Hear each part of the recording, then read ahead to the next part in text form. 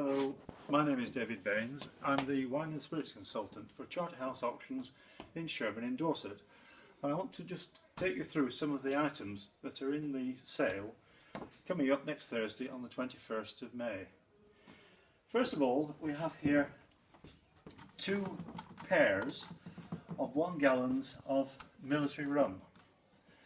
When the rum ration was stopped, I think that was in the 60s, might have been a little bit earlier, when the rum ration was stopped, all the rum was taken out of off all the ships, all the military establishments, and sent to Gibraltar. And on Gibraltar it was then re-bottled, if you will, and cut to a more sensible alcohol level, and it was then bottled into what we now know as Putter's rum, and went out again to the NAFI bars, etc. And that's still produced because the government still own the distilleries. So we have 2 pairs of these. We have sold a few in the past, and they are quite valuable.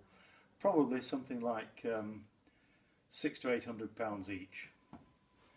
Moving on, we have this lot, which is a rarish one because it is, even though it's only 10 bottles of Gordon's Gin, which is Commoner Garden, this is Gordon's Gin from the 60s, because it tells us here because it's 70 proof. Gordon's Gin is no longer 70 proof, because 70 proof would mean 40% alcohol, and of course now it's 37.5 alcohol, and it's in 26 2/3 fluid ounces. That could be of interest to people because of its age. Here we have another lot of 2 bottles, very, very rare. Somebody found them in an old cellar, and this one is a very, very early, probably 1920s or earlier, bottle of Grand Marnier, the French orange liqueur. And accompanied with that in that particular lot is this one, which is a Chesky cherry whiskey, and it's made in France. So in those days, which again is back to the 20s, whiskey was allowed to be called whiskey when it was made out of Scotland. Now, of course, that is not possible at all. Moving on, similar to the gin, we have some bottles of Hague Gold Label. About another 10 bottles of Hague Gold Label, again 70 proof, 26 2/3 fluid ounces. Those will be of great interest. These older bottles people do buy to drink, because when they were made in the 60s or 50s, the technology behind the manufacture was totally different to now, and there were slight differences between each of the distillations. We've also got Grant's Standfast whiskey, and also Johnny Walker Red Label. These again 26 2/3 and 70 proof. Again quite of interest to people who are collectors. We've also got a few Italian wines. Some are boxed in boxes of 3 or 4. We've also got some individual lots of, here we've got 6 bottles of Barolo, but it's quite old Barolo, 1971, 1967, and Barolo is a type of wine that does appreciate with age, and it does appreciate both in flavour as well as value. We've got quite a lot of Harvey's Bristol Cream Sherry, and these again are from the 60s. So those could be of interest again to people, because, you know, 12 bottles of Harvey's Bristol Cream, now you'll probably pay £80 to £120, and you could probably buy them here maybe for about 60 or 70.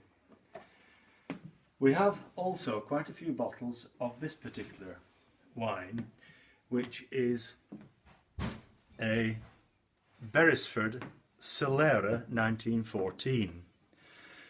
The Solera system was introduced many years ago in Jerez in Spain, and what they did was they filled barrels of with the wine, the sherry, the fortified wine, and there will be a row filling the sherry house, if you will, the sherry warehouse, and then another row put on top for the next year, another row for the next year, another row for the next year. So after about 20 years, they then started, or 30 years, or maybe 40 years, they started to draw off some sherry from the bottom row of barrels, and then fill those up with some wine from the next row, and so on and so forth. So eventually you end up with this Solera system, where some of the wine in this bottle will be from 1914. Some of this sherry will be from 1914. This could be of great interest, and this could, in the terms of auctioneers, it could fly, but we'll see.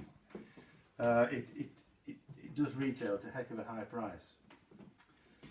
Amongst other things we have are interesting little bits, like this is a bottle of 1960 Chateau Haut-Brion, which is one of the first growth Bordeaux's. And this one, when you think about it, it's 1960. The level is pretty good. The cork and capsule are absolutely in place, and that should yield quite a high price, and also be interesting for somebody to try. Down here on the floor, in boxes on the floor, we've got a lot of miniatures.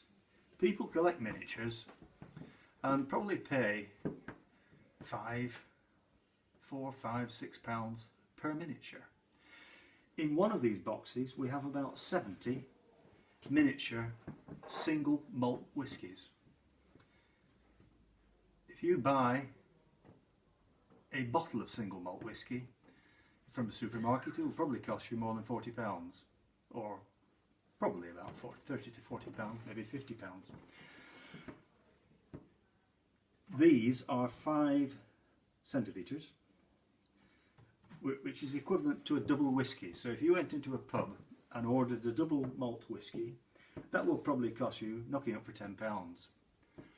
There's knocking up for 100 here, 70 to 100, and that is probably listed, I'm not sure what the figure is, but it's probably 150 to £200 for the lot.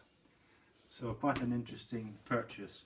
And the other 2 boxes are full of all sorts of liqueurs and other spirits and things. More of the Solera, 1914 Solera, more of the Bristol Cream, and more of the Solera. Just to remind you that the sale is next Thursday, and I think it's round about lunchtime that the wine is sold, and you can bid from anywhere online at thesaleroom.com, or of course you can use the telephone lines and ring and book a telephone line. You can also place bids in advance with Charterhouse. Thank you.